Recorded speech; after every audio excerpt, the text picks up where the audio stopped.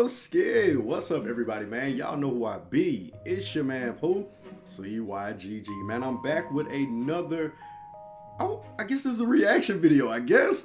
Today, I'm basically going to be telling you guys my takeaways from the Madden 21 live stream. I looked at the Madden 21 live stream, and I'm not going to lie, it was actually good. It was more positives that came out of it than negatives, but the negatives actually kind of make it balanced. You'll understand what I mean by that because I will be going through and I'll be showing you guys clips and letting you guys understand where my positives come from and my negatives.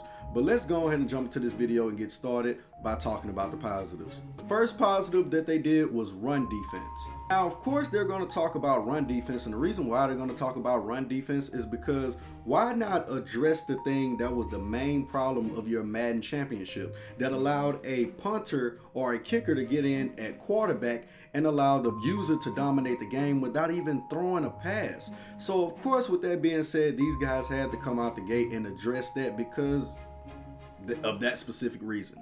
They talked about how it would be better gaps filled and stuff like that, and how basically the defensive line will react differently to certain gap assignments and stuff like that when it comes to going against the run. You guys will hear my negatives about this later on, but for right now, that's one of the positives. Number 2, contain rushers. Now, for you guys that understand, people would do blitz packages and they would contain their edge rushers, and when they contain their edge rushers, basically their edge rushers will come out and still be able to get a sack because they would move.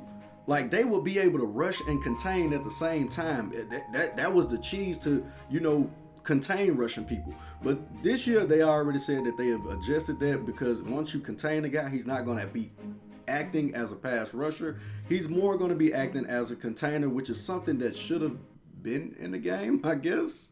Number 3. Pass lead abilities. Now, they talked about this. Now, y'all already know if you played with Tom Brady or Drew Brees or Aaron Rodgers, basically any quarterback that had the pass lead or the 6 feet, y'all know that ability. If you had a quarterback with that ability, you hated using that quarterback because for some reason he would lead the ball unnecessarily and throw it away from the target. Like, he don't even, it's like the ability is active when it doesn't need to be, I guess, or it's just a broken ability, to say the least. But this year, they basically talked about how they're going to fine-tune that ability and they're going to fix the pass lead ability, which is a positive. Number 4, Lamar Jackson got his own ability. I mean, you got to think about it. Last year, Patrick Mahomes had his signature ability, and now this year, Lamar Jackson has his signature ability, which is, of course, is either going to come out of the, I guess, I don't know how they're going to use it, so we're just going to have to see how his ability is. It looked like it had to do with, like, an RPO, or it looked like it had to do with a read option. And I would hate for them to basically take the fast break ability and turn it into an X factor. But I don't think they did that, so I'm not going to count it as a negative until we see how it's used. So with that being said, Lamar Jackson having his own ability called TRUZZ, positive. Number 5 would actually be zone depth adjustments. Now, basically, zone depth adjustments gives you full control over how deep you want your players to play certain zone coverages. If you're going against somebody running the curl route and you want your cornerback to play more of the guy running the curl, you can tell your inside cornerback or the linebacker, hey, yo, play the flat at the 10-yard mark. So that way when he turns around, you're right there to catch it.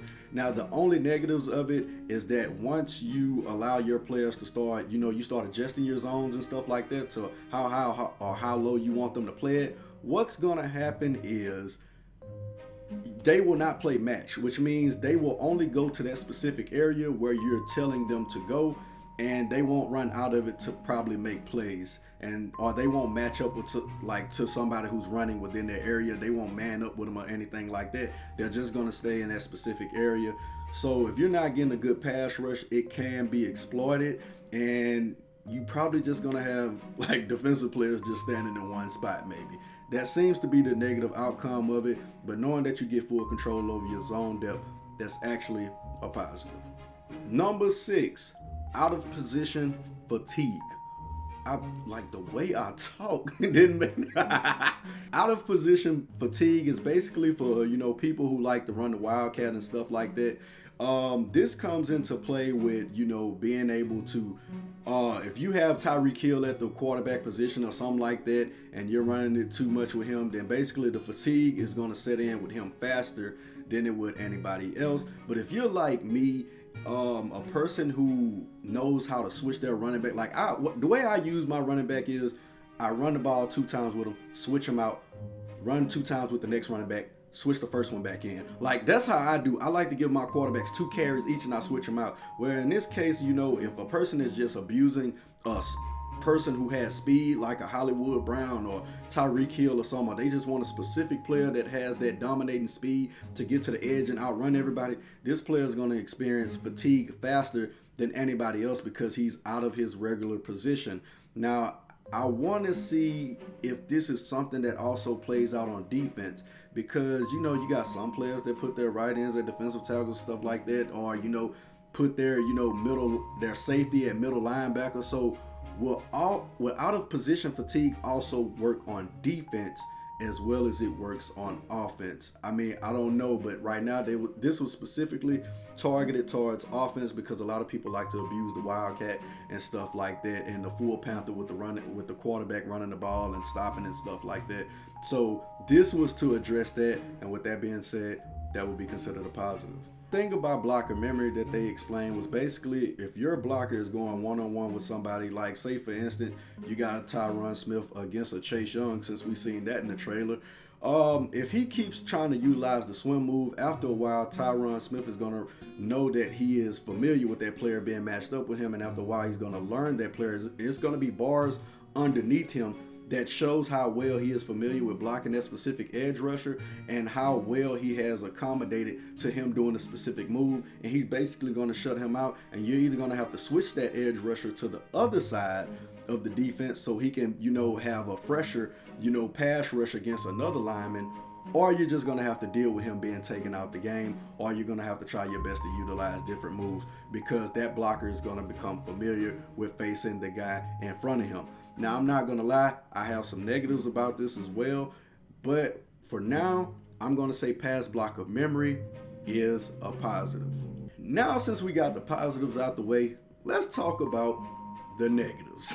One of the biggest negatives about the Madden 21 live stream is we literally got to see no footage of any of this being executed. Them talk about it, but we didn't see any of it take place, and that's the problem, man. We got to hear about certain things, we got to see screenshots, but we didn't actually we didn't actually see how in game how this functioned. We didn't actually get to take away any footage out of it so we can be able to say, yo, I believe this is actually going to be it. All we have is the trailer, and the trailer kind of contradicts a lot of things that happen, which leads me into negative number 2. Negative number 2 is about blocker memory. Blocker memory wasn't fully explained, and what I mean by that is, do your left tackle has to have high awareness, or or does it just go off repetition with competing with somebody, or do your blocker memory goes higher, goes up faster based off your awareness, or is it just something that just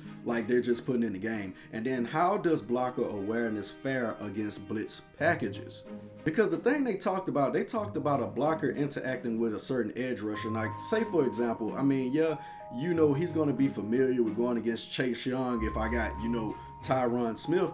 But you know what I'm saying? What if I'm doing, switch blitzes? What if I'm switching it up? Then does that count? Does his memory stick with the inside guy that's switching over, or does it just stick with Chase Young? Like, how will it go? Like, how is it determined? Like, how does it fare against blitz packages? Because we seen in the trailer, when it came to pass blocking, the AI didn't actually adjust to what is said to be put within the game.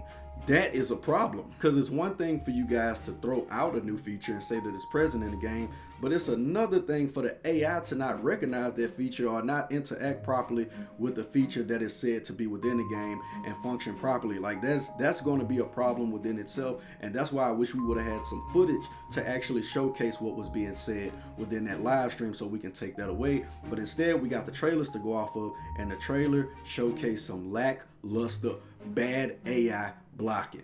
Number three would be the new game controls. The new game controls, you got the hurdle stick where the truck stick used to be, and you got the truck stick where the hurdle stick used to be. why even mess with that? I'm gonna be honest, but the only reason why that's not that big of a negative is because Clint even said, yo, that can be changed. So that's a light negative, not that big of a negative, but it's a negative nonetheless. And let's go on to the next one. Last but not least, out of the negatives, man, is franchise mode. Like, franchise mode was not addressed, not one bit. They spoke nothing of franchise mode. Nothing, absolute nothing was said about franchise mode. They didn't say anything about it. It was like, yo, we get into the deep dive of the gameplays and stuff like that. Now I understand some MUT people are gonna be like, well, they didn't say anything about MUT neither. Bro, it's to a point, Madden don't gotta say nothing about MUT. MUT gonna be taken care of, bro. Long as it's bringing in money, you ain't gotta say nothing about it. They don't even gotta show a commercial about MUT. But I guarantee you they gonna take care of their fan base because that's what they market. That's what the championship is over and stuff like that. So you really think they not gonna, bro, come on now. Another negative is that they said that they will be issuing out the closed beta to certain people, basically people who signed, who logged in, registered, stuff like that. And they said that people who are invested within the franchise mode and stuff like that, they will be giving, the closed beta to. But the closed beta will not feature franchise mode.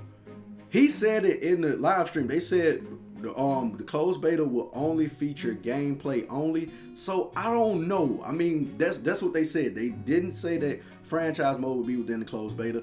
I would want it to be within the closed beta. Me personally, honestly, I would like to get in the closed beta, but I'm gonna keep it real with you. I feel like people like me, Ryan Moody, or any other person that's fairly criticized the game are not gonna get any closed beta codes to actually further go within the game before it comes out and actually see what they have changed and what they haven't changed. I feel like people like us will not get a beta code.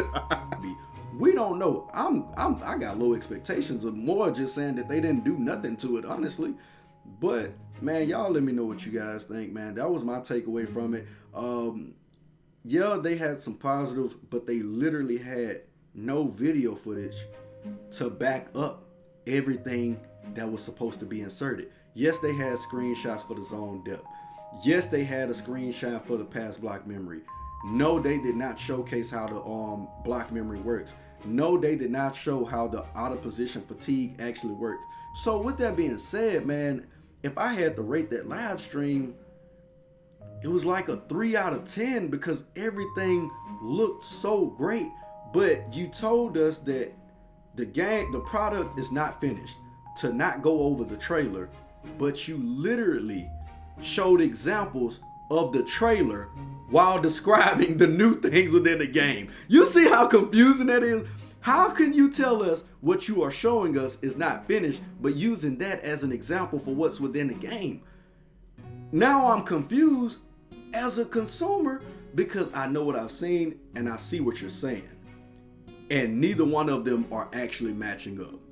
So, I mean, y'all let me know what you think, man. What did you learn from the live stream? What was your takeaway? I'm still waiting on more gameplay or tuning fixes or whatever. It was more positives about the things that they brought within the game, but at the same time, man, we had no footage of it. We had no actual gameplay footage showcasing what they were talking about, except for the trailer, which they told us not to, harp on the trailer because that's the unfinished product. So, what? But let me know what you guys think, man. Till next time, it's your man, Pooh, CYGG, and I'm out.